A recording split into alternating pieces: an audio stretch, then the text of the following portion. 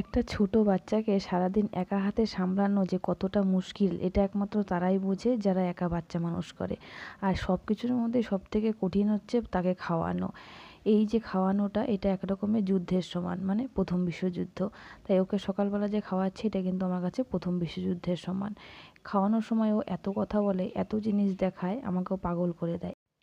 আমার এই প্রথম বিশ্বযুদ্ধ আর ওর এই প্যাচাল কখন শেষ হবে তার কোনো ঠিক নেই। এটা প্রতিদিনই অনির্দিষ্ট সময়ের জন্য চলে। আর তার থেকে বড় কথা, ও কষ্ট করে যেই প্যাচালগুলো পারে তার কিছুই আমি বুঝি না। শুধু হুঁ হুঁ আর হুঁ করে যাই। আর বেদকে এখন আমি খাওয়াচ্ছি হোমমেড স্যারেলাক, যেটা আমি বাড়িতেই বানাই। আর এটাই কিন্তু ওকে আমি খাওয়াই প্রতিদিন সকালবেলা। তো যাই হোক, দীর্ঘ আধা ঘন্টা ওর সাথে যুদ্ধ করার পর ওর খাওয়া কমপ্লিট হয়ে গেছে। প্রথম বিশ্বযুদ্ধ শেষ করে আমি চলে আসলাম দ্বিতীয় বিশ্বযুদ্ধ, মানে আমাদের ব্রেকফাস্টে বানাবো ছোলার ঘুগনি।